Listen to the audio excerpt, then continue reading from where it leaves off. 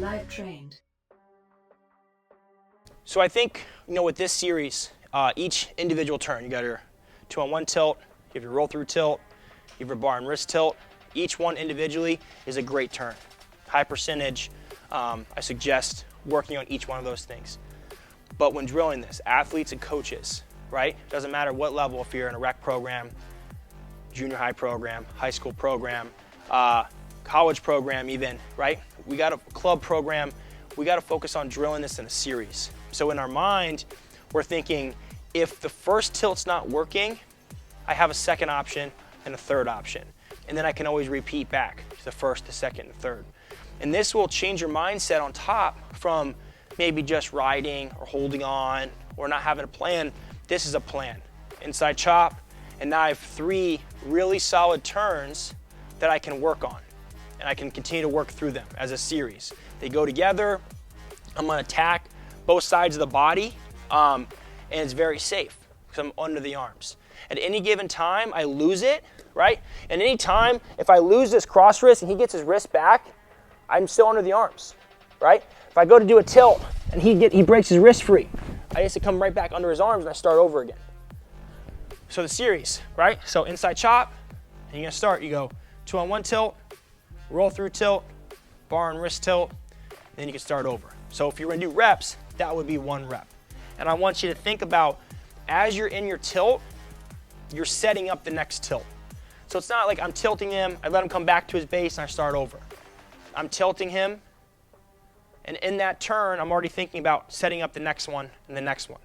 A common question here is, well, can I get multiple sets of back points? Technically, no.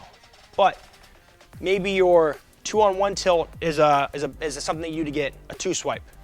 But your roll through tilt or your bar and wrist tilt are moves that you can get 5 swipes, right? Where you can make sure you're full set of back points.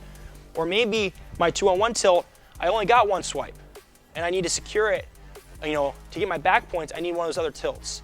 So you're setting them up. You're not just trying to go to your go-to tilt. You're thinking sequentially, right? You're setting them up from one thing to the other, right? We talk about chain wrestling all the time. I just call it wrestling, right? We're just thinking about one move to the next move to the next move. And this series is very easy to replicate. We just gotta spend some time with it.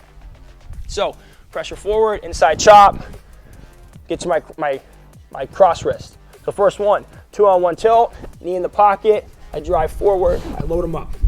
So as he's bellying down, my priority here, whether I've got my back points or not, obviously in practice we wanna make sure we secure our back points every time.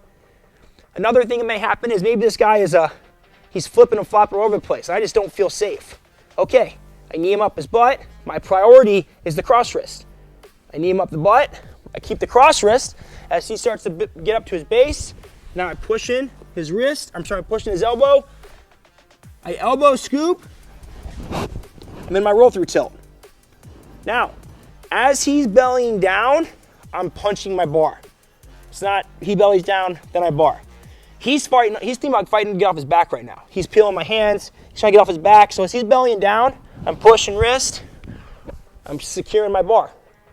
Again, maybe I picked up no back points, maybe I picked up 2 back points, but now money tilt, load them up. This allows me to pick up my full count. And then I can finish on top.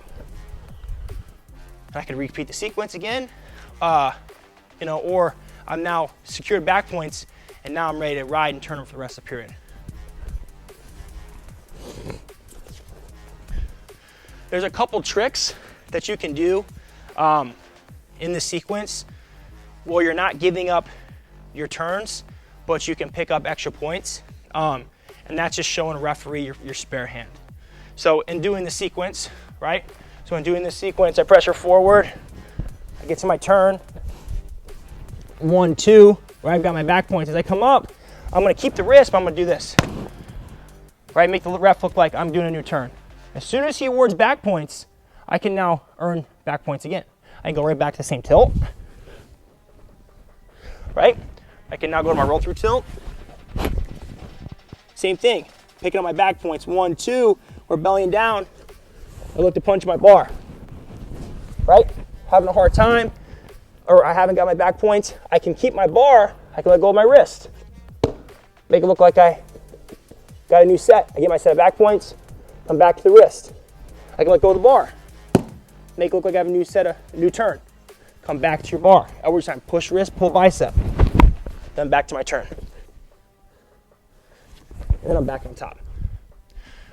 So a couple little tricks in there, as you're doing it, just little mat awareness things to help make sure that you can try and pick up a couple sets of back points in the same series.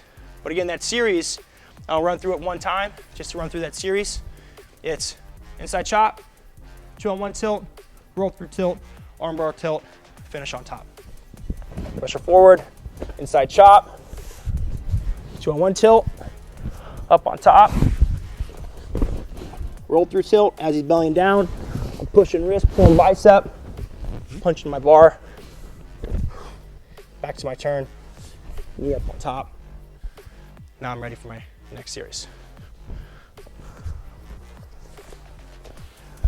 So like we said, each individual turn, really good, really solid riding position, really high probability of getting back points. But once you learn each technique, I really encourage everybody to do it in a series so you get in that mind of one turn to the next turn to the next turn, wrestling through those positions, picking up multiple sets of back points, and just thinking of that top position, being aggressive, because there's a lot of points that can be scored there. Live trained.